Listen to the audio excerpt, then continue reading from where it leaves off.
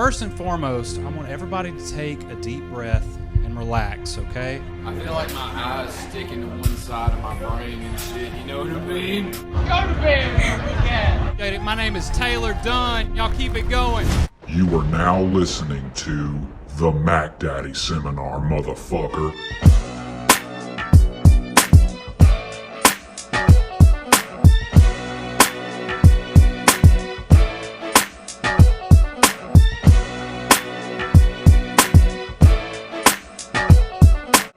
What's cracking, pimps? What's going on? And welcome to episode 37 of the Mac Daddy Seminar. As always, I am your host, Taylor Dunn. And as you can tell, we got a little bit different with the intro music. I hope y'all are liking it because I worked really hard on it. So let's just go ahead and kick things off. We are continuing with the Wetumpka High School quarantine reunion. Now, if you're unfamiliar with it, basically what it is I reconnect with an old classmate of mine and I just ask them how they're doing. Everybody's in the house right now, so it's the perfect time to reconnect with people if you haven't talked to them in a couple of years. And I'm using that opportunity and putting it on the podcast for all of you that listen to. My guest today was a good friend of mine back in the day, and he has since then moved to Nashville, Tennessee, where he is pursuing a career as a country music manager. Okay, he manages artists such as Clay Barker, as well as Justin Holt. My guest today is none other than Mitch Wallace. Sweet. What's up, man? Thank you for having me. Yep, no problem. Going. All right, so you know the whole spiel with the whole quarantine reunion thing. So I know that me and you didn't graduate the same year. I graduated 2 years after you in 2012. So you graduated in 2010. So tell me, you graduated high school. What happened after that? All right, where to begin? Barely graduated high school. In 2010, after that, I had a job in high school my senior year at a sporting goods store in Montgomery. So I stayed there, worked there for a semester, spoke to them, told them I was saving up to move to Auburn. So I made some good money, saved up some money, and moved up there in December after graduation. So I moved to Auburn, went to the community college there, Southern Union. Moved up there with Doug in Charlton. Lived right next door to Will Smith and another guy, Ethan. He went to Edgewood, so he's probably not as known. But went up there, man, and I started a clothing company, Mintage, and basically just partied every week. Like, the clothing company was kicking off, going good. I was doing a bunch of concerts with rap artists. I got in with a guy that was a promoter. So we were, quote unquote, sponsoring these shows. So I got to meet a lot of famous people. I thought I was the shit. I was like 18. I thought I was super cool doing the clothing company. Failed out of every class I took. The only class I made a good grade in was history. I made A's in those because I enjoyed it. The rest of them were F's. So my grandparents are who I lived with. They were like, "You got to move back, man. You're fucking off. You got to come home. We're not paying for it anymore." Blah, blah, blah. So ended up moving back to Montgomery. Kept the clothing company. Thought, I was young. I didn't think it was a problem. I just blamed everything but the truth. So went back and worked at the other sporting goods store in Montgomery, our like rival store. Easy to get a job because they knew I had the experience. Became like a retail manager there. Kept doing the clothing company, kept doing the shows. Started just like, man, I was just really like crashing. I didn't have like a plan. I was still trying to live the dream. I thought that this clothing company was going to be something that my life would be. Kind of grew up, finally got a job at Hyundai out there in Montgomery. And I worked there for 3 months. The worst experience of my life. working from 4 a.m. to 4 in the afternoon, 4 days a week. It was terrible. My grandfather passed away from cancer while I was working there, so I quit to take care of him. And I realized real quick, like, I need to get it together because I can't do work like this. I can't do manual labor. That's not who I am. Like, I am lazy at the core. Like, this is not me. So I was like, let's go back to college and let's do this thing the right way. I had a big, my grandfather was like my father, big person die in my life. So I really stepped up, got together, went back to Auburn, went back to Southern Union, crushed it.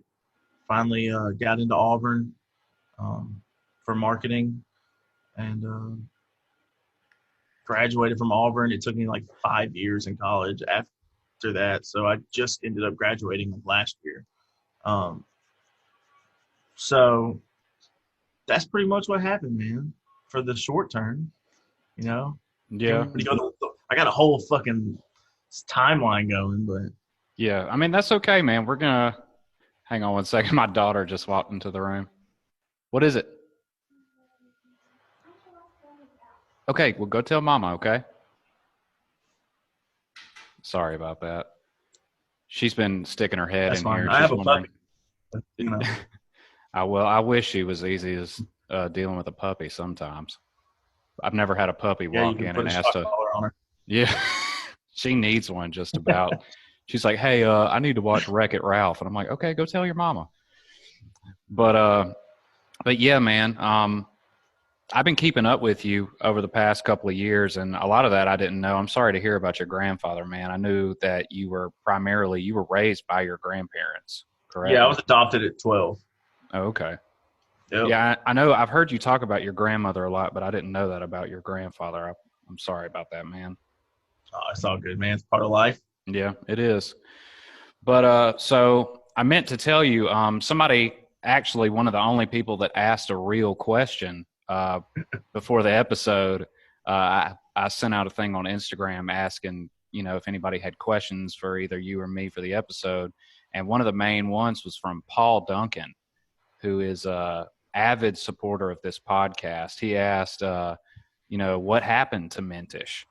Because I remember back before, when you first started it, it seemed like that shit was booming. Everybody was trying to get a shirt. And when we saw that, you were getting on board with different music artists and stuff like that, it just seemed like it just caught fire in, Montgomery and Wetumpka and the surrounding areas. So, kind of give a little bit of background on that.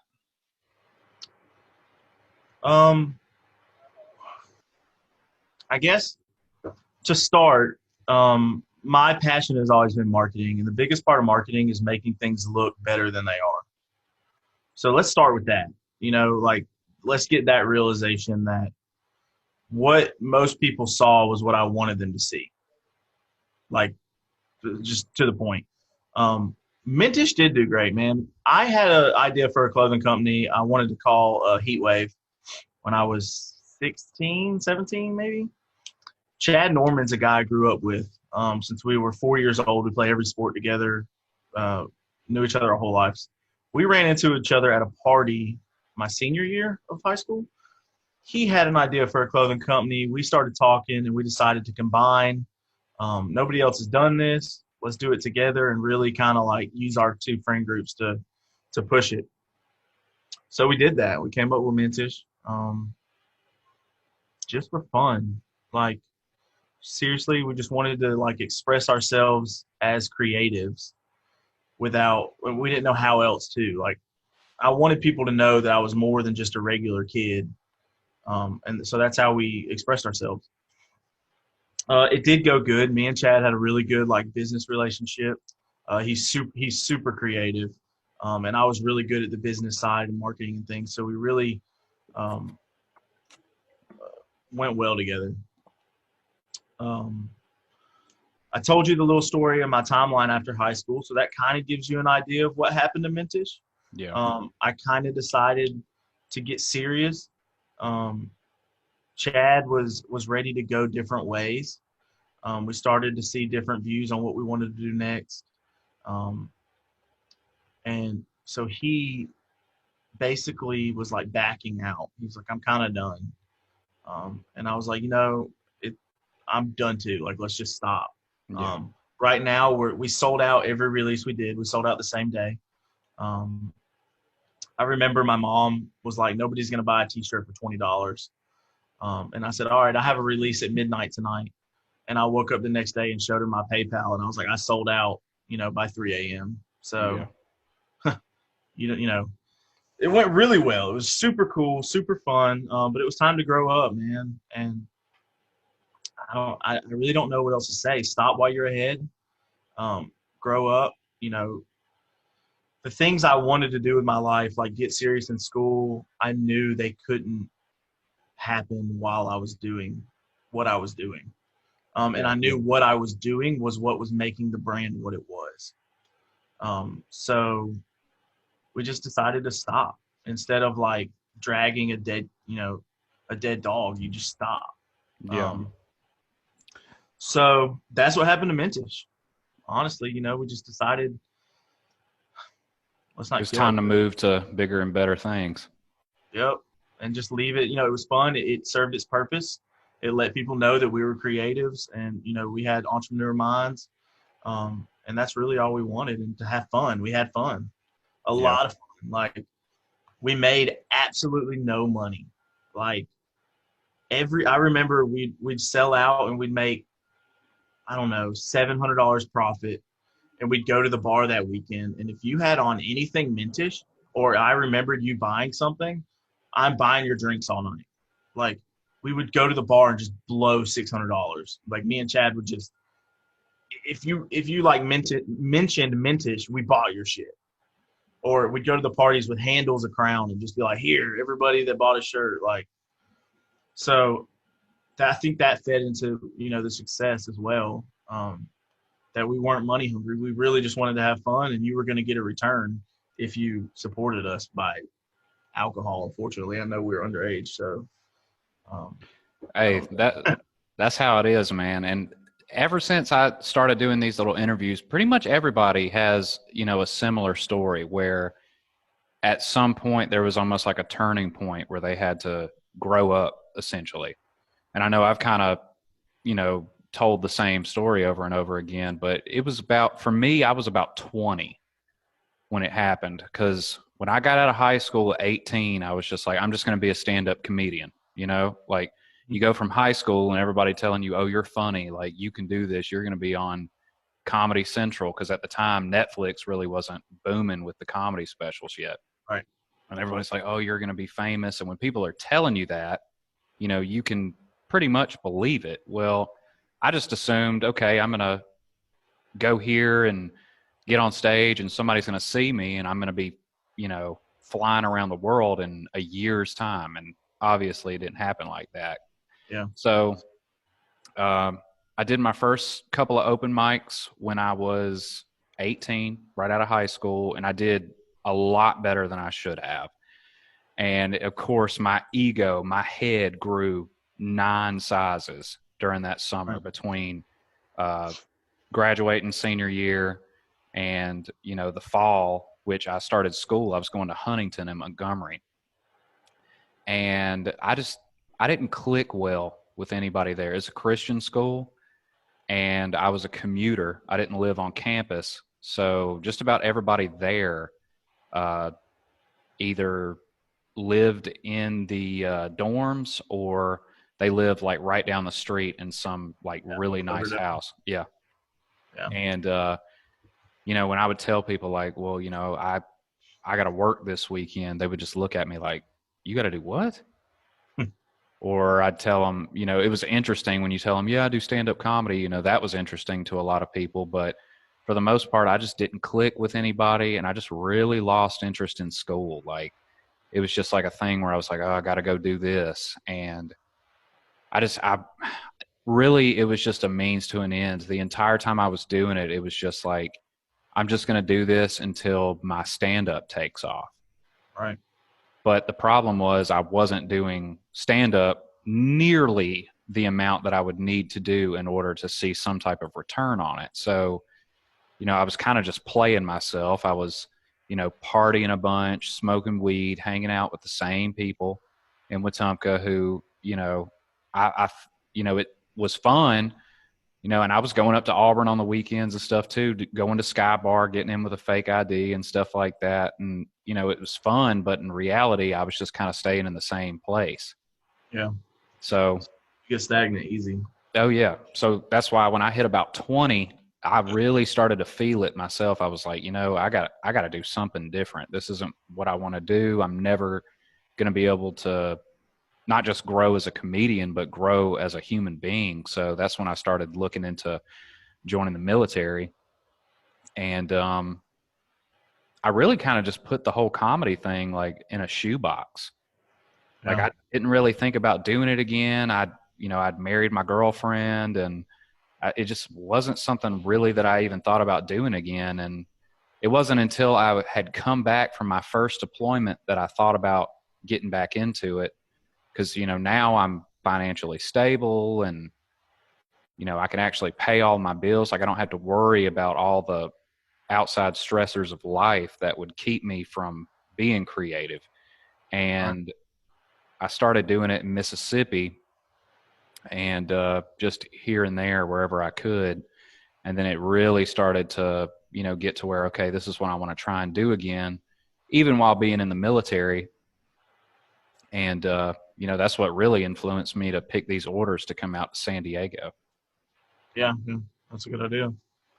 And it's been good so far ever since I know I covered a lot of time really quick, but since I got here in September, I think I've had the opportunity to get on stage somewhere between 40 and 45 times, which that completely blows all of the stuff that I did prior to moving out here out of the water. Just the sheer opportunity is exponential compared to what's available in the South. Like in Alabama, there are like 2 comedy clubs.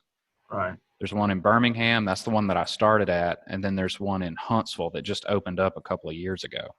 Yeah, we played a show at that one in Huntsville. It was odd.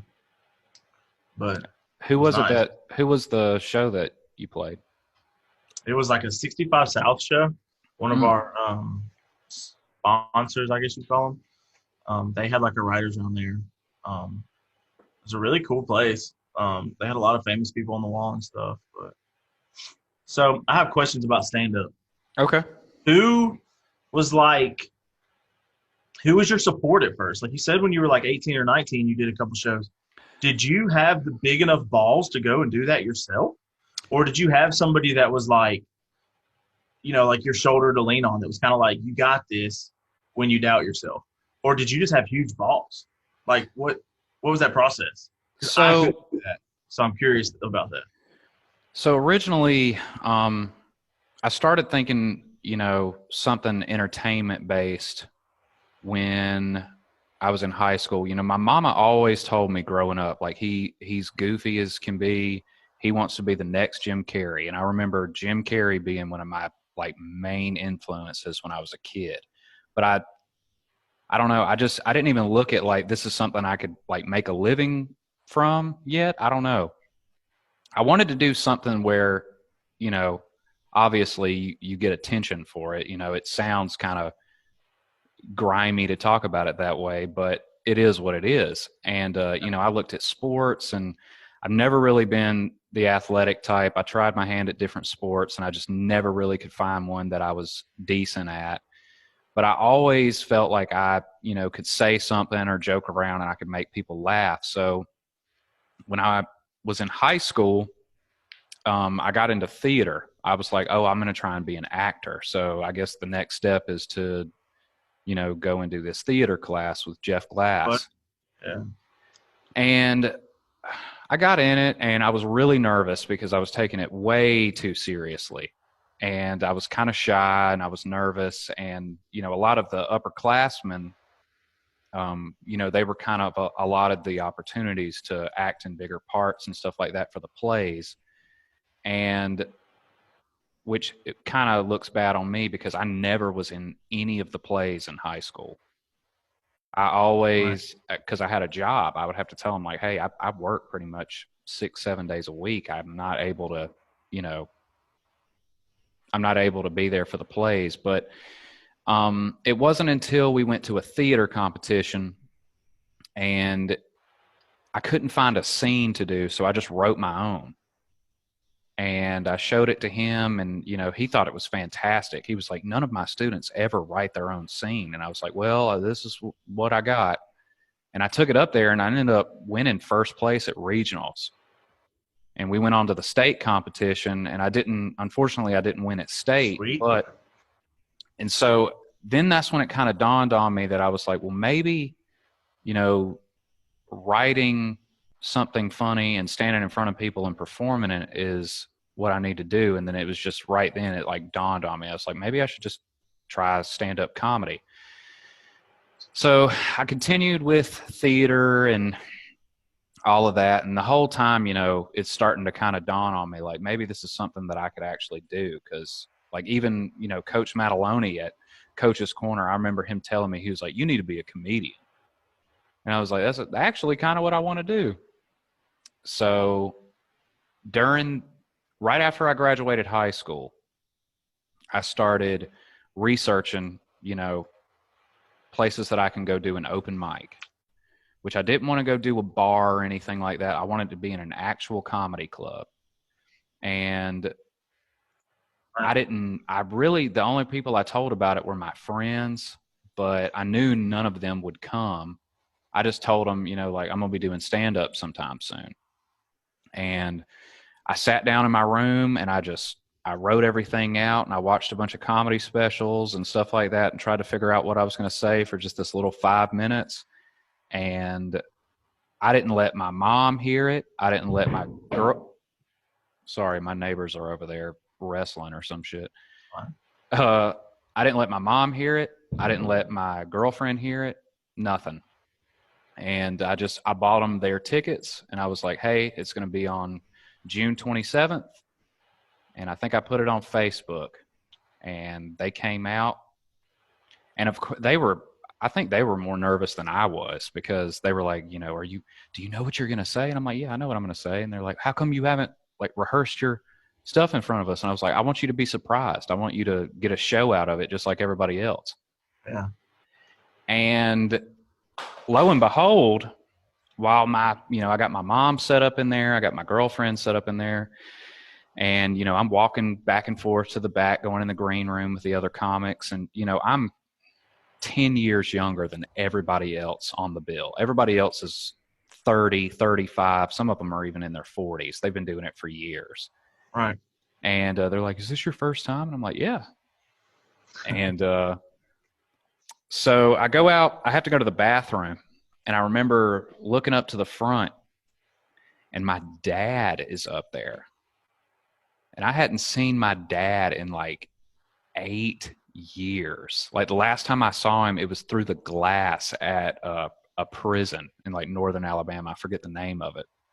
But he had his new wife with him. And I didn't say anything to him. It kind of wigged me out a little bit.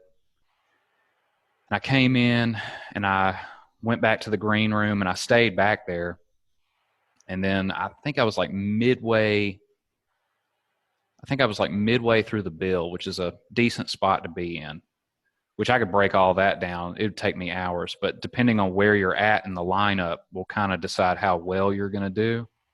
Right. Because the room has to have a little bit of time, like for the energy to build. Like whoever goes first, that's a really tough spot to be in, because you go from just sitting there to, okay, now this guy's going to be funny. There's no like warm up leading them up. So I was midway in the bill, and I was nervous, but I just went out there and did it. And it went really well. Like I did really, really, really well for my first time. And I really didn't have anything to base it off of. I didn't know really what I was doing, but it was essentially the same thing that I was doing in that theater class. Like I would just write something funny, and I would be like, how can I make this a little bit funnier? And that was adding my punchlines. And then I just went out there and did it. And it was a competition-based show, and I ended up beating 15 other people my very first time on stage. Nice. And Badass. after that, I was just hooked. I did a couple of other like little small shows around Birmingham. I did one at a bar for my second time ever being on stage, and they had to move all of the audio equipment outside because I was too young to come into the bar to perform. And I didn't do so hot that night, but it is what it is. And third time getting on stage, I hosted the same open mic competition. They let me host. So I had to come up with little jokes to say in between introducing each comedian. And this was my third time ever doing stand up. And believe it or not, that was actually one of the last nights that I saw Gil. Right after that show, I went into Montgomery and he had come back from school. And I went and hung out with him and Chris and Jared and all of them. They had all come back into town. And that was like one of the last times I hung out with him. And then, unfortunately, we all know what happened shortly after that. All right. And that one was really difficult. That was like the first time somebody that close to me had passed away. Of course, I'd had family members and stuff pass away, but I felt like I had, really gotten to know him as a friend just over the past year. And for that to happen so unexpectedly, that, it pretty much shook the whole, city to its core. Everybody knew him, and, it was just a really tough time for a lot of folks. Right. And, when I won that first competition, it set me up for a showcase on the big stage. So everybody that had, done well in the open mics, everybody that had won their open mics, they made them all come together once a year for a showcase.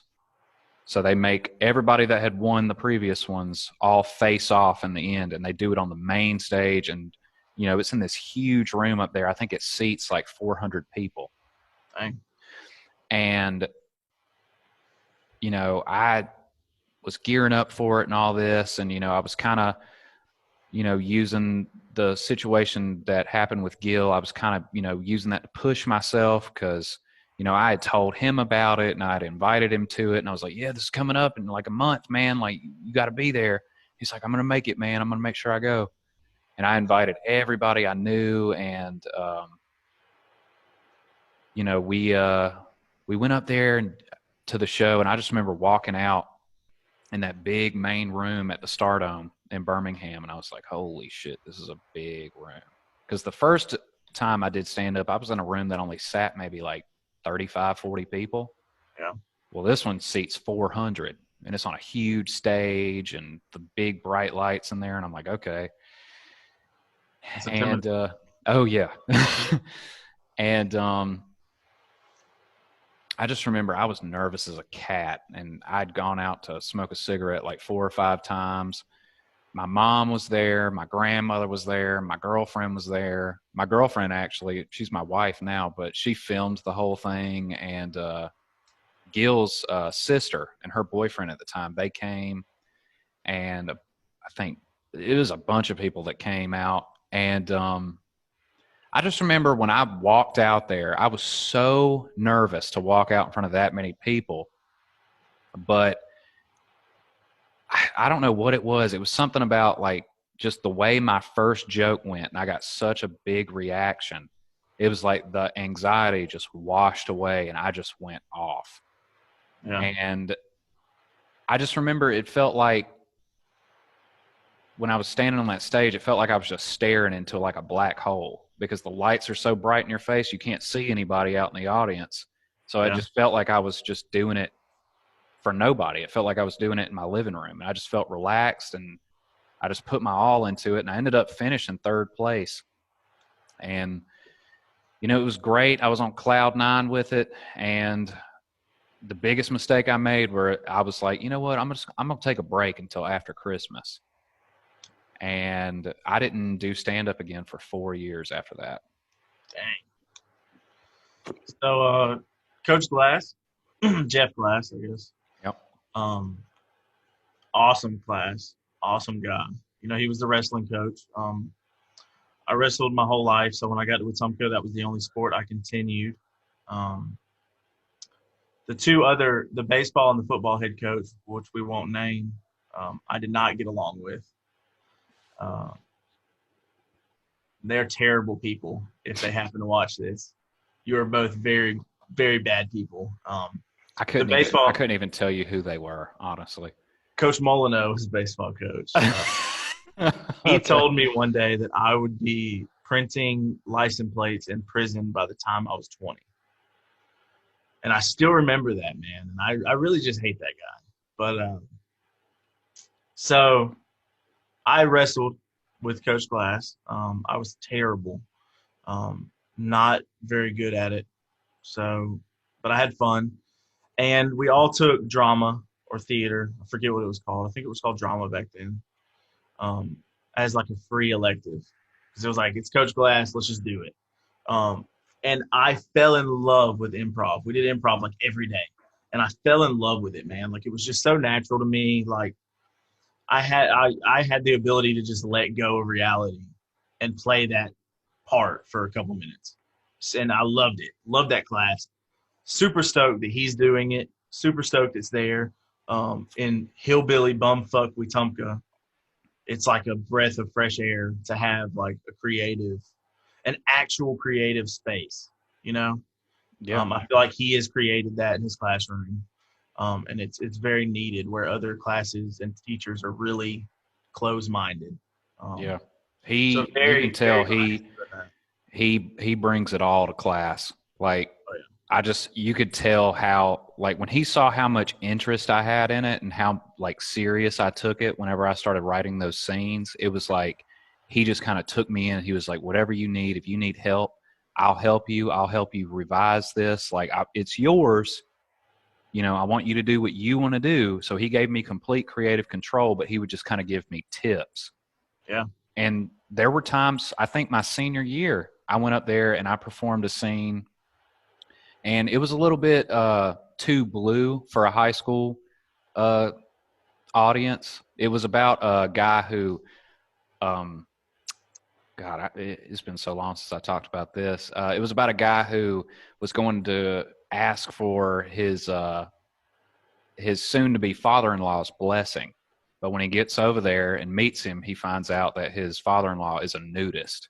So it's like a really awkward situation. And there were a lot of like really like tongue-in-cheek kind of dirty jokes in there. Yeah. And he let me do it.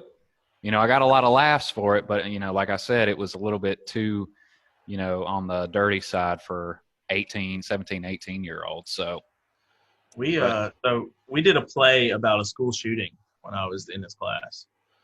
And I remember the main role everybody wanted, the shooter, and I can't remember her name, and I'm so sorry if she watches this, but there was this girl who was very passionate. She was like, I want it.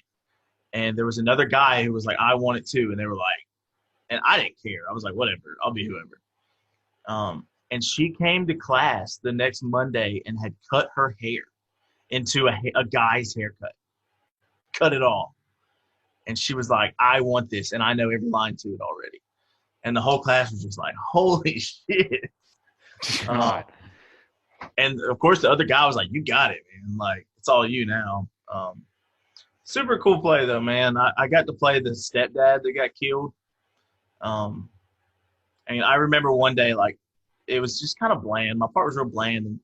And he, Coach Glass knew I hated my stepdad. And he was like, you know, just act like him. And I was like, okay. And it was killer. Crushed it. Loved it. But fun class. Also, when you said you like watched other comedians when you made your skit, there's a book that I have on my desk that you need to get. I don't know if you can read this. It'll probably be backwards, but it's called Steal Like an Artist. I've heard that phrase by before, and I think I actually screenshotted it. It wasn't that long ago. I think it's still in my phone right now, but I will send you the Amazon link after this. But Steal Like an Artist got suggested to me. I do graphic design as well. And it's really just about like, it's about how like a lot of creative thoughts are not original, and that it's okay. When I do a lot of graphic design, I find myself look like I have an idea, and I'll look and I'll Google it, and I'll see somebody else has already done it, and I'm like, fuck, because I want it to be my idea. And the book just kind of teaches you like that it's okay, like that's okay, and it's okay to still use that idea, and it's even okay to steal ideas that they added to it. And it really just talks about that. I'm not done with it yet, but it's a good read. So anybody in the creative field, I suggest that. And it's like, I don't know, $10 on Amazon. So I'm not a reader, which is why I'm not done with it. But whenever I get super bored, it's my go-to. And it definitely made me feel more comfortable about stealing other people's ideas, because that's, repeated in history and things like that. It goes into all that, man. It's really cool. Really makes you feel better about yourself, because everybody creative ends up stealing some part of an idea. Yeah. I see it a lot. I see it a lot in stand-up. I don't mean to cut you off, but as far as like, coming up with, jokes and trying to stay original, like the last thing anybody wants to do is get accused of joke thievery. Right. A lot of people have completely ruined their careers with just allegations of joke thievery. I mean, a classic example is Carlos Mencia. Carlos Mencia was, he was huge. He was right around the Dane Cook era. And, him and Dane Cook at the time, they were like some of the biggest acts in comedy. Carlos Mencia had his own TV show, and he was doing arenas and things like that. And, he got called out at the Comedy Store in LA by Joe Rogan, and it completely destroyed his career. So, it's happened before where people were accused of, joke thievery, but now with the whole technology wave, if I go up and, do a bit, and 2 years from now, if I hear those jokes on Conan O'Brien, well, now I have a video with a timestamp that says, no, somebody's stolen this from me. And so a lot of people are real careful about it now, but coming up with ideas and stuff, it's like you said, you don't want to completely copy somebody's stuff, but like coming out of this quarantine thing, everybody's going to have jokes about the coronavirus. And I know that already because that's what is going on right now. So I've done just about everything I can to not write any jokes about the coronavirus. Yeah. Because I know it's just people are going to beat that to death in the comedy clubs. I'm going to go, as soon as this is all over, I'm going to go to the comedy club, and you're going to sit and watch 3 or 4 comedians before me, and they're going to do 5-6 minutes about the coronavirus. But when I get up there and I start talking about medieval times or sweet tea or something, it's going to be a breath of fresh air. So that's the kind of stuff that I try to look at. Like, what can I talk about that other people won't talk about? Right. But speaking of books, if you like that, I'll definitely look that up. I appreciate you showing that to me. But there's one that I picked up a couple of months ago from, I think it was Barnes & Noble. And it was referred to me by another comedian. It's called The War of Art. And it's written by Stephen Pressfield. I wish I had it with me. I'd show you what the cover looks like. But it's called The War of Art. And that book has helped me so much since reading it. It's really short. It's only about 160 pages. But one of the main things that it talks about is for people that are creative, or, when they work in a field that is basically commission based, where it's all based off of the work that you put in, such as, being a graphic designer or even a stand-up comedian, it boils down to sitting down and doing the work. Right. And all the outside forces that push against that, he calls it resistance in the book. So like, whenever you get home from a day of work and you've been planning on sitting down and, coming up with a new design, and you've had it in your head for a while, and that, feeling of, well, I think I'm just going to play the PlayStation for a bit. And then that, you know, one match on Call of Duty turns into 5 matches or 10 matches. And before you know it, it's 2 o'clock in the morning. You're like, oh, I'll just do it tomorrow. That's resistance. That feeling of being too tired, that's resistance. And coming up with ways to beat that every day, like as soon as I read it, I started applying it to my life. And I'd be like, okay, I got to wake up this morning at 5 o'clock, got to get, you know, a decent amount of exercise in. So I'd go for a run. I'd cross that off my list for the day. I'd go to work and I'd complete everything I needed to do for work that day, cross that off the list. Well, now it's, you know, 4 o'clock, I get home and I sit and I eat dinner with my family and I hang out with them for a bit. You know, that gets crossed off the list. And then as long as I go to the comedy club, sit there, wait my turn, get up and do 5-10 minutes, however long I'm going to do, and I make that drive back home, I cross that off the list. Once everything on the list that I wrote down originally has been completed for the day, that is beating resistance. Right. So that's a very watered down version of that, but just that feeling of, okay, I finished what I said I was going to do, that's so underplayed. Like, I'm sure you feel the same way whenever you come up with a new design or something like that. It's mind blowing how good it feels to like, oh, okay, I finished it. Yeah, I get asked a lot to do designs, and I have grown to hate graphic design. I hate it. I started it because I wanted to do mentish designs myself. I didn't want to ask people. I didn't want to keep showing people drawings. But now I hate it, man. Like, I want to help people, and I have people all the time. Can you make me a logo? Can you make me album artwork? And I want to help you, but like, there's a lot of different situations that are annoying. You know, people will say, just do what you want. And I'll say, well, do you have an idea? No, just do what you want. And then I do what I want. And they're like, well, could we do this? Yeah, they don't like that. And I'm like, well, you know, I just spent, 3 hours making you what I wanted to make you. So where are we at now? Because I was originally doing you a favor, and we didn't discuss money here. Like, I'm doing you a favor because I like you, et cetera, et cetera. And then it ends up being a whole process. And I don't like to charge people because I like to help people. But it's like, now you've taken up 7 hours of my day and I'm getting nothing from it. Yep. So, and credit in my world it is kind of nothing because, I don't want more people to hit me up. So I'm not getting exposure. I'm not, the opportunity cost there is nothing. So, or everything, I guess it would be. So I don't know.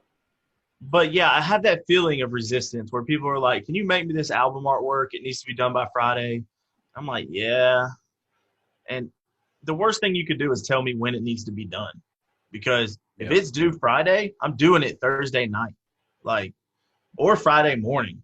So I do have the resistance, the video games, anything, especially since I don't like it. I'm like, I'll do anything before I do this design. Like, do the dishes need to be done? Because I'll do those real quick. Yep, I'm the same way. Before I sit down and do this. So I think noticing the resistance is definitely a big part. Noticing your enemy is a good thing. Recognizing it. Yeah, I think you'll definitely like that book, man. I have a lot of stuff, but that was really the first one that I got that was dedicated just to art as a whole. Because the guy's a former Marine, and he's written a lot of books, but I think that's probably one of his most popular books is The War of Art, and it's good. I think my wife is actually reading it right now, but yeah, definitely check that out. But so we talked about your graphic design and pretty much the last couple of years after high school. So how exactly did you get into music management? So in college, when I moved back for the successful term, I worked at the apartment complex I lived at, which was Copper Beach in Auburn. I was a leasing agent, and then I switched over to maintenance, like leader, I guess. I had a boss in maintenance, but I was the leader of the other people. Completely irrelevant to this story, but Clay started working in the office as leasing, and I was doing maintenance. So we worked hand in hand every day for about 6 months. And I had people over at my apartment to play cards and dominoes often. I'd invite the work people and then my roommates. We just kind of hang out. I had a guitar my grandfather bought me sitting in my living room because I was in college, and that's cool decor, whatever. Clay came over to one of my little get-togethers. We all got drunk. He said, "I'm going to play you this song about my ex-girlfriend." And I'm thinking, here we fucking go. Like, we got another drunk kid's going to play Corey Smith because he wants to get laid. And this is going to be awful for everybody else in the room. Yeah. Except the one girl that thinks he's cute already. Like, that's going to giggle and tell him he's great. So I was like, here we go. He starts playing this song, and I listened, and I was like, holy shit. Like, that's going to make me, like, cry here in front of numerous people. I was like, this is amazing. So I waited till I was sober, and I was like, hey, dude, the next day I was like, can you play that song again? Because it was great. And I think I was just shit-faced. So he played it, and I was like, oh, it's a hit. Like, should be on the radio right now. #1 song. Let's record it. Let's put it out on Facebook. Let's do something with it, man. Because, I mean, like, I have an entrepreneur mindset, so I'm not content with anything. I'm like, let's do it. Let's give it a shot. Like, I'm down for anything, man. Like, if somebody said they want to start a new company for fingernail clippers, I'm in. Let's do it. So it turns out when he was 14, he was in a Christian band. He was the lead singer, writer, and they toured with, like, big Christian names. I don't know them, but, like, the Mercy Me guy, all those big people. So he had a background in music, and I was like, oh, that kind of makes sense. And I was like, let's record the song. He said no. His current girlfriend did not like the ex-girlfriend and did not want him singing songs about the ex-girlfriend and did not want him in bars or getting attention from other females. So I was like, okay, well, you need to dump her and let's put this music out. Like, and he was like, no. So anyways, a couple months went by. They broke up. He's like, all right, let's do this. So I got my camera, and I had graphic design, so I had to take photography and shit. So I had a camera. And I was like, let's record it. Let's put it out. It did really well. Everybody liked it. I said, let me book you a show, and let's perform it for people. Mitchell Tenpenny was our first show. We opened for him in Zydeco in Birmingham. He is a lot of people don't know him, but he's probably 200,000 followers. He's getting there. Couple #1s, 2 or 3 on country radio, so he's rich. That was our first show. Clay got up there. I was nervous. How's this guy going to perform in front of people? Crushed it, like, amazing. From there, it was just I started booking shit. Eddie's Attic was our second thing. I started reaching out to people and talking and marketing him. And we went to Eddie's Attic, and the sound guy was like, so you're the manager? And I was like, no, I'm just a friend helping him out. And he was like, well, you act like a manager. And we had just like a little joke going on all night. At the end of the night, he was like, dude, you're the manager. Because he was like, who do I pay? And I was like, me. And he was like, yeah, you're the manager. Me and Clay kind of looked at each other, and I was like, I don't know. And so on the ride home, he was like, yeah, you're the manager, I guess. So that was my in. I had no intentions of doing it. I had, like, it just happened.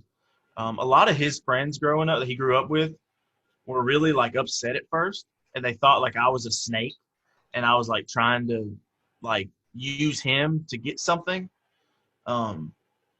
which was not the case at all. I was like, look, I was just trying to help him out. And I was kind of amazed that they knew him for so long and didn't see the potential. Nobody else had tried to push him to do this. So we started booking shows, reaching out to people. I took over all of his social medias. When I started, he had like 400 followers on Instagram, and I think we're at like 7,000 or 8,000 now. So we're working on it. It might be 6,000. I don't know, honestly, something like that. We've played hundreds of shows. We're doing it like 2.5 years now. We've played little shows to nobody. My senior year, I had an online science class, and I would go to shows on Thursday night at a little bar in Auburn, Fat Daddy's. Thursday night, they paid us $250 to go play for 3 hours to nobody. So I would go and do my science homework online, and I'd be the only person in the crowd. And we've done the bigger shows where we opened for Riley Green and who else have been big ones? Riley Green's probably the biggest we've done, but it's been a good, fun ride. I learned a lot about music. I did not know shit before. I didn't know anything about lights. I didn't know anything. And I've learned how to run lights. I've learned how to run sound. I've learned how to set up everything. That's it, I guess. If you have more specific questions, I could rant forever. So, I mean, I kind of scoped out your Instagram as well as Clay's Instagram before all of this, and I've seen obviously how much this whole quarantine pandemic shit has really affected not just pretty much entertainment as a whole. You guys have had to cancel a lot of shows coming up, so I guess basically, are you guys just kind of riding out the storm and planning on hitting the ground running as soon as everything kind of clears up? Or yeah, we had our first tour. We started the Hold My Beer tour. Started in February, maybe, I think. Would still be going on right now. I had to cancel all those shows. That was tough. I was pretty stoked about our first official tour. We had a couple dates that were selling out. It was cool.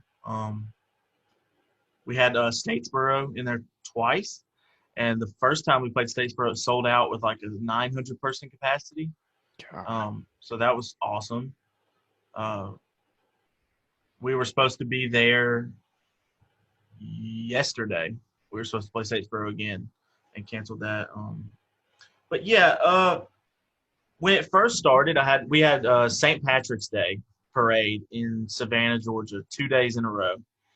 And when it all started hitting, and I was like, hey, I need to cancel. And the bar owner was like, no, this is not a serious, thing. We're staying open. And I was like, dude, I'm looking at the numbers. I think it's serious. And you're asking me to come to a whole weekend parade with thousands of people. I was like, I don't think we're doing it. Like, straight up. I don't think we're doing it. And he got really pissed, man. He was like, if you back out, that's fucked up. And I was like, sorry. Like, I'm not risking my whole band to go to this. Like, and you don't want, people to be like, oh, well, I got sick at the Clay Baker concert, Clay Barker. Barker, my bad. No, but you get what I'm saying. Like you don't, that just puts negative light on him. Like everything's going good. And now you have a bunch of people saying, oh, well, he still held his concert and I got COVID-19, so now everybody's turning the attention negatively on him. So I feel like you made the right decision. It could look like we didn't take it serious. And yeah, again, we could even get sick going to Savannah and then coming back to Nashville. Like, you're asking a lot during a tough time. But yeah, we canceled the whole tour. That was tough. We went from traveling 5 hours every weekend. I mean, we don't have weekends off. Every weekend we're traveling 5 hours to a show, to nothing, like nothing. So before we'd leave Thursday night, come back Sunday night, and then, my Monday, Tuesday, Wednesday were my weekends. It was my relaxed days. And now I'm relaxing every day. It's tough. It's boring as shit. I know what you mean. We jumped on like the Facebook Live, Instagram Live train. and people were really supportive, made good money. The first weekend we made better money than doing the shows, but that was cool. Not cool for me because I don't make any money doing that. I didn't take a percentage because I felt like I didn't really do anything. So that's been tough. We don't know what the future holds. We're just riding the wave on that. I personally predict 2021. Really? Yeah. I just don't see people wanting to go to crowded bars. Most of the bars we play in are not franchise. They're just locally owned. Right. So who wants to pay this band X amount of dollars to come play when they're about to go out of business? Yeah. You know, let's throw some fucking auxiliary music on and people in the bar are going to buy the same amount of drinks. Yeah. Like, let's save, $1,500 because we need to. Yeah. So I think it's going to make booking a lot harder for a long time, especially when we're not guaranteeing ticket sales. So we're not guaranteeing them extra money if we come. So I think that's going to hurt us. And that's not going to be in people's budget for a while because these small businesses are hurting. And I don't think the crowd is going to want to show up for a while, man. If they open up society tomorrow and you invite me to a concert, I'm not going. Like, yeah, I don't right care. now. Like, I don't care if you're saying you can go out. You're not telling me that coronavirus is gone. So I'm going to keep doing what I was doing. And, if I can go to work, cool. But yeah, that's pretty much what we've been on here is like, hey, if they say tomorrow that this shit opens up, we're going to hang back and just kind of see what happens. yeah, We might go and do like some of the normal stuff that we normally do, but there's a amusement park that we love taking my daughter to here. And I was like, we're not going to run out and go to Belmont Park. yeah, We might go to the beach because here, even the beaches are closed. yeah. Like you can't even get on the beach and they'll take you to jail. So,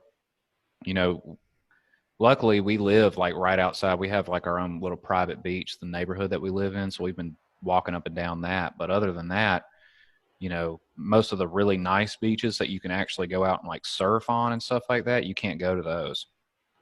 And, Right. Just things like going to the grocery store and stuff like that.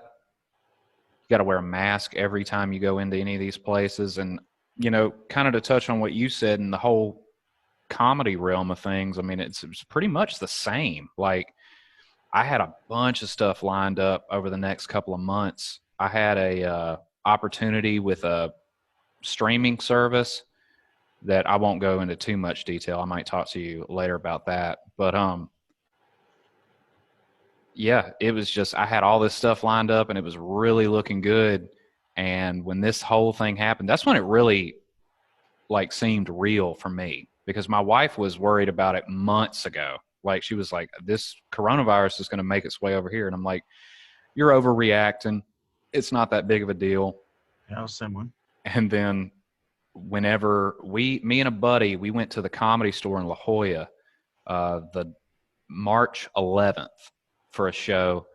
And we went up there and it was great and everything. And then it was like the next day they started shutting down everything. And they were like, well, the Comedy Store to LA is going to stay open, except we're just going to close the main room and the belly room. So the original room, which seats about 150 people, that's going to be the only room that we're doing shows out of. Because at the time, the governor of California said no more than 250 people.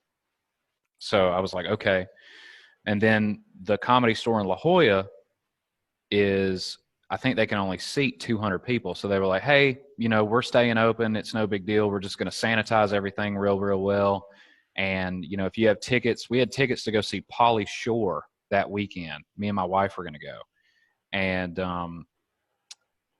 we were like, yeah, everything's good. And then the very next day, nope, sorry, we're closing. Pauly Shore is going to reschedule his dates. I was like, great. So, luckily the people at the Comedy Store are amazing, and they refunded everybody that had tickets. And then it was just like clockwork. All the other comedy clubs in town were like, hey, we're closing until this thing blows over. We're going to close until at least April 1st.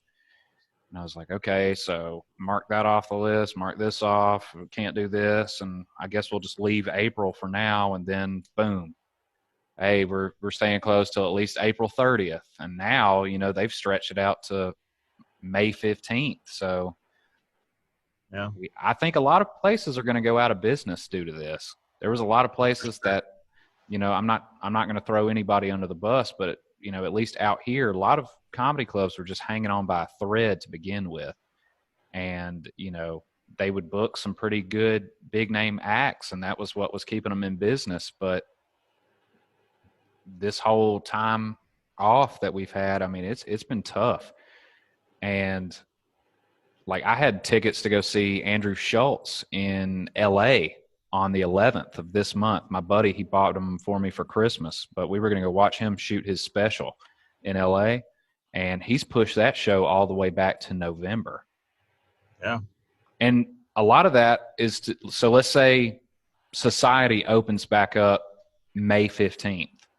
Well, yeah, he was ready to shoot a special a month ago, but he hasn't been on stage in 3 months. He's got to work out those jokes and figure out what he wants to clip out and leave in. And he has to take time too. Yeah, he has to, because it really does. That is a big thing and I'm sure that even Clay could probably attest to this. Like, when you're playing on stage, you got to make sure you're hitting all those notes every single time. You want to be perfect every time you get up on that stage. Yeah. And for a comedian, it's pretty much the same way. And really the only thing that sharpens that blade is getting on stage. I can sit here and write in this garage for days and days and weeks and weeks and weeks. I can come up with an hour of material, but if I'm not trying it out on stage, I have no idea how good it actually is. Right. So that's really the way that I'm, going against it. Luckily, I'm in a position where I can still receive an income. I'm still in the military. So that was one of the first things I said when all this started was, this is the first time that I've been happy that I wasn't a professional comedian. Yeah.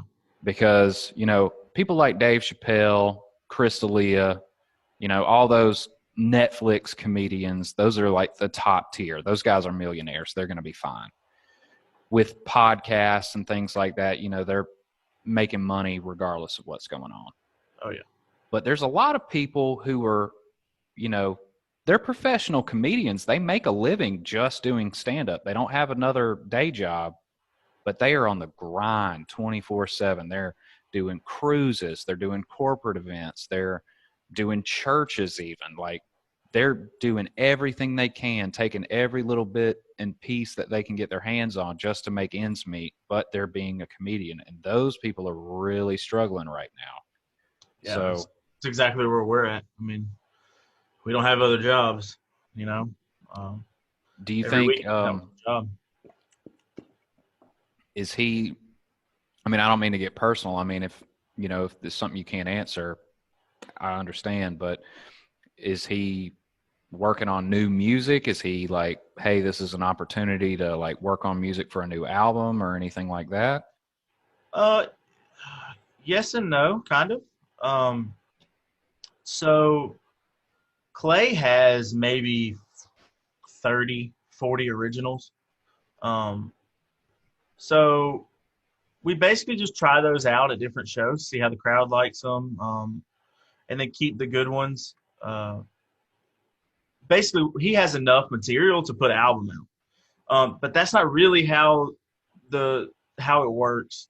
First of all, recording one song is low end $1,000, high end, infinity.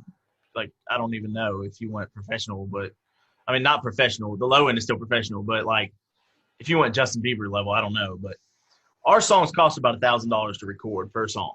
And we're living show to show, so it's hard to keep putting those songs out professionally.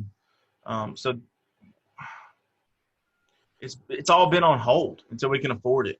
Yeah. We scraped up enough money to record a song a couple months ago, but it's a summer song. So it's going to go out in May because it's summery. And then we have a love song that's going to go out May 1st that we recently recorded. So yes and no. Clay's still writing. He writes every week. Most of the time, it's just hit or miss.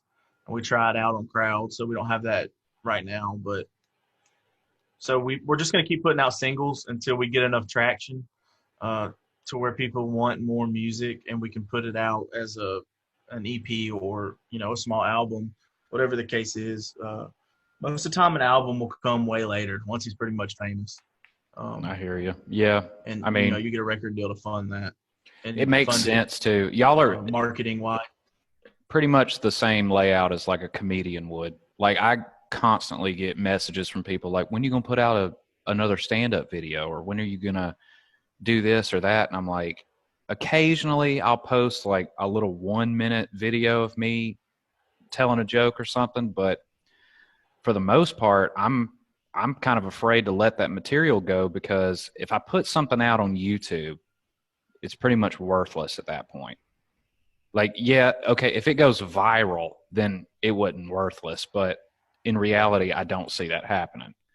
Now, if I hold it and wait for an opportunity, and somebody's like, hey, could you open for me? I need somebody to come do 15 minutes with me in Anaheim this weekend, and you're going to make $1,500. Well, now I'm so happy I didn't burn those jokes on YouTube, because now I know nobody really has ever heard them. Yeah. And that's really the element of surprise is pretty much everything with stand-up. Yeah. So it's interesting that you put it that way with music too.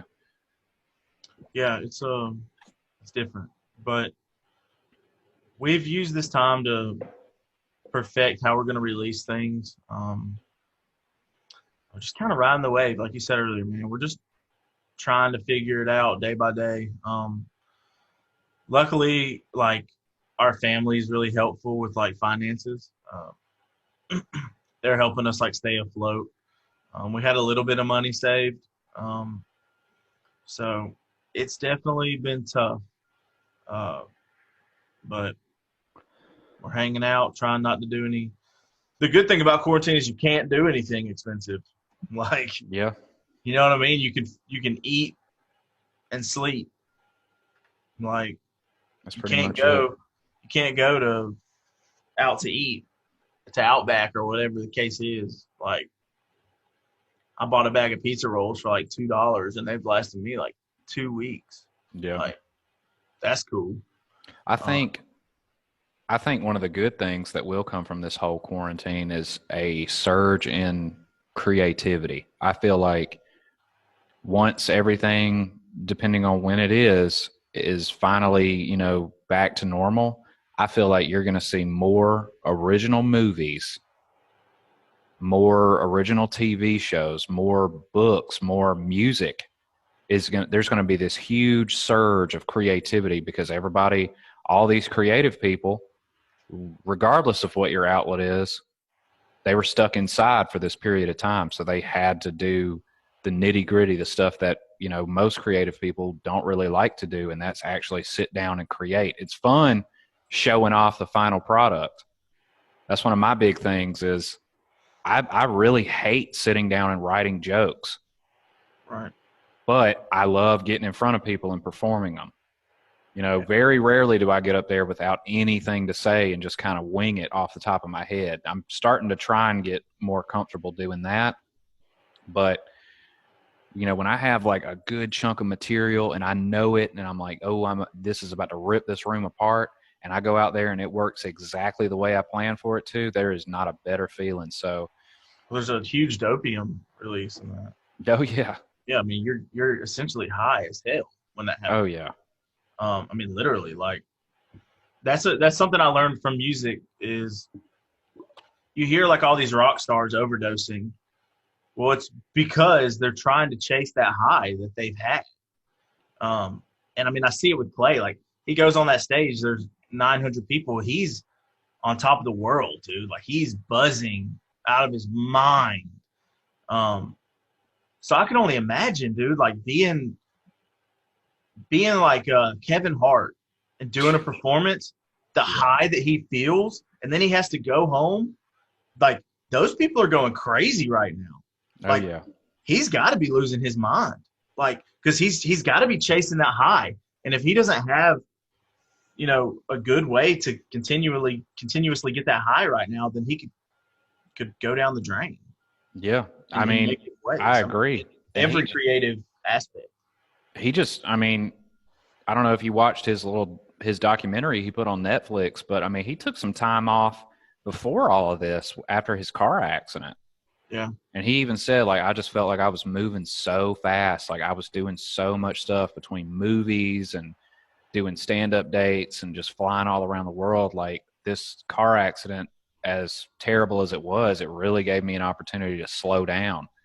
And now, you know, I'm sure he was ready to hit the road again, and, you know, he was at peace, and now, boom, hey, coronavirus happened, and now you got to stay in the house again. Same thing happened with Justin Bieber. Yeah. He just released that documentary series on YouTube and talking about his time off and how he wants to get back into it. And now Justin Bieber can't host a show for at least a year. You can't have that amount of crowd. You know, like if he hosted a show right now, he's potentially killing 30,000 people, like realistically killing 30,000 people. So that would suck. Let me get your opinion on this, because I got into this argument with a friend recently. So I worked for a radio station for a while whenever I got out of high school. And while I was there, Justin Bieber was a hit. I mean, he was on every single stop set we had. You couldn't go more than 15 minutes without hearing a Justin Bieber song. Right. Do you feel like, I mean, obviously he's one of the richest performers on the planet. Yeah. Do you feel like he lost his way to the point to where it's going to be too difficult for him to get, you know, obviously grow into a Justin Timberlake? Or do you think that that's still to come? Because I think the argument I make of him being the next Justin Timberlake is, you know, Justin Timberlake, obviously, he was the lead singer of NSYNC, and he had all these really young fans, right? I feel like Justin Timberlake's music, really everything Justin Timberlake's done, because he is an actor as well. Right. It's almost like he started making his music more for the crowd that was growing up with him. Now, Justin Bieber has put out some bangers. Don't get me wrong. There's been a couple where I was like, oh, this is pretty good, even as an adult. But then I feel like at times he still puts out stuff that is, you know, 13, 14-year-old girls might want to listen to. I'm a huge Justin Bieber fan. Huge. Well, I figured you were. So let's start at the beginning of Justin Bieber's career. He got a lot of hate because he's making little girl songs. But if you look at the time frame, Justin Bieber is playing on the sidewalk for tips, and he's playing Three Doors Down, like shit like that. Like, he's playing real music. Scooter Braun comes to him and says, like, if somebody came to you and was like, hey, Taylor, I can make you a millionaire, but you have to make jokes for 12-year-olds. Sign me the fuck up. Yeah, I'd be on that in a heartbeat. But what people don't realize is you have to look at the time frame. That happened when Britney Spears shaved her head. Yeah. That was the time frame. There was no other artist for that age group at the time. They were all gone. They had all gone crazy or drugs. There was nobody for that age group. Scooter Braun saw that open market and put Justin Bieber there. Hey, dude, I'll make you a millionaire. You got to make this music. So, fuck yeah. He did it. He did great. Now he's getting older, and he's like, hey, I don't need the fans. I don't need the money. I'm going to make my own music, which is where we're hearing this weird shit now. Like Juicy, I think was the name of it. Yummy. Terrible. Yeah. My wife listens Terrible to it a bunch. music. but that's what he wants to make. Yeah. And he's earned that by doing the due diligence that he was offered at the time. And I feel like people give him a lot of hate when they would have done the same thing. Like, I feel like – I'm sorry, I didn't mean to cut you off. No, go ahead. That's my point. I feel like his big growth into a Justin Timberlake, even Michael Jackson level superstar would have come had after his, run in with the law and, all of his problems with drugs and stuff. If he had come out and he had said, hey, we're going to do like an acoustic tour, because I've seen some of his covers of other artists' songs where it's just him and his guitar player sitting on stage, and I feel like that is the magic right there. Yeah. Because he can sing his ass off. Oh yeah.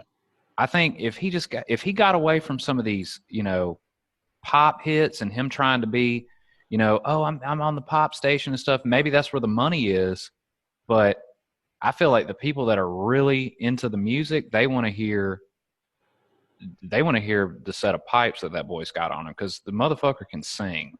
Yeah, he's also very talented, man. He can play guitar, piano, drums.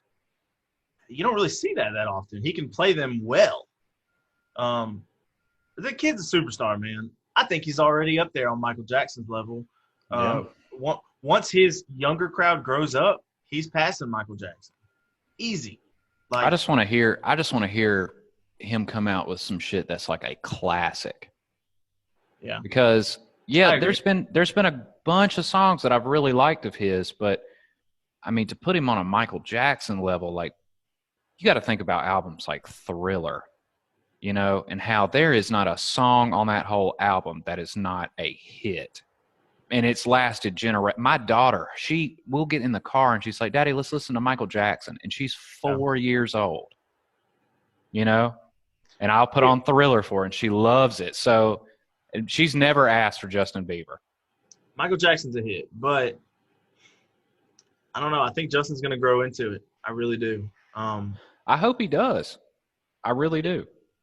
The only thing is, like, with Michael Jackson is it was more real music, and that is timeless. Like, everybody can enjoy that real music, where like the pop and the electronic sounds and stuff, I don't feel like that goes as across the board for everybody. To be like, oh, I don't like this music, but it's good. Like, so I don't know, man. I believe in JB though. That's my boy. Hey, so, I hear you. Justin Timberlake is insane. Have you watched the music video for Say Something with Chris Stapleton? I think I've watched it once or twice. It's in an old hotel in Nashville that is closed down, and it is recorded live. Like, he is mic'd up singing in the music video. That's the recording that you're hearing. Super impressive. Need to watch it again. I'm gonna have to. That's super duper. Speaking of, what do you feel about Chris Stapleton? Amazing, unreal. Yeah, I'm right there with you. It's unreal. Have you listened to his song live with John Mayer? I haven't, but I'm going to probably as soon as this is over. Chris Stapleton, John Mayer. Just YouTube is the first thing to pop up. Amazing. It's a cell phone footage, so it might scare you, but just listen. Like, amazing. If they release that song, it's a number one. He's got a one-of-a-kind voice. I mean, it is absolutely mind-blowing how well he can sing. It's like he's the type of artist I feel like he makes music that other people will try and emulate because he's just that good. Yeah. There's another guy I listen to. I don't know if you've ever heard of him. His name is Sean James. Mm-mm. He's a little bit more – I wouldn't even really put him in the category of country. He's more like alternative rock. But he's really good as well. Definitely go check him out. I think he actually – there's a game that's coming out where he's got like the main song and he sang it and played it. He's really good. But I'll check him out. Yeah. Chris Stapleton, I think he was actually supposed to be coming out here around like August or something. I don't know if they canceled it, but his tickets are just so expensive. But I told my wife, I was like, hey, if you really want to go, I'll take you to this if you'll take me to go see The Weeknd whenever he comes out here. Yeah. Because I love his music. Yeah. I think I've bought just about every single one of his albums. I love the fucking Weeknd. I never really got into him. He's good, but never did it for me all the way. I like R&B, man. I don't know what it is. I like a lot of different music. Like with country, it's normally the older stuff that I really like. Obviously, like Merle Haggard, Johnny Cash, everybody likes them. Yeah. You know, but a lot of like the 90s, the stuff that we grew up listening to, like in our parents' cars, driving around. That's the stuff that I really like now. And if I'm at a bar and I hear that shit, oh, it's over with. If I've been drinking, I'll be like, somebody put on Neon Moon. I think I did that on my birthday, and that was out here. And I said I was at a bar here. It's a country bar in San Diego called Double Deuce, and they have like a mechanical bull and all types of shit. And that's all they play is country music. So I come in, I'm sauced up, and I go up to the DJ, and I'm like, will you play Neon Moon? And he was like, yeah, I got you. And then I put in a couple more requests. He was like, you're from Alabama, aren't you? And I was like, how could you tell? And he was like, because of your music selection. Hell yeah.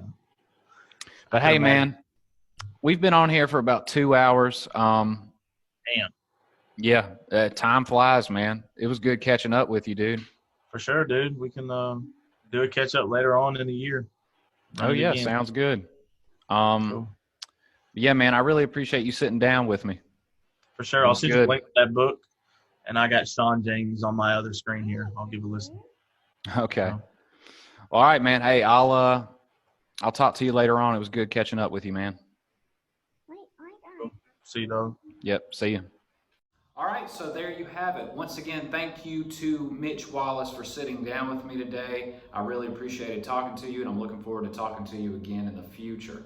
If you are interested in being on this podcast, just reach out to me, DM me, hit me up on Instagram, hit me up on Facebook, hit me up on Twitter, or just, submit a review in the comments, anything. If you want to be on here, somehow reach out to me and I'll see if I can squeeze you into the schedule. Once again, I appreciate you guys listening, all the views, all the subscriptions, which if you haven't yet, go ahead and click that subscribe button.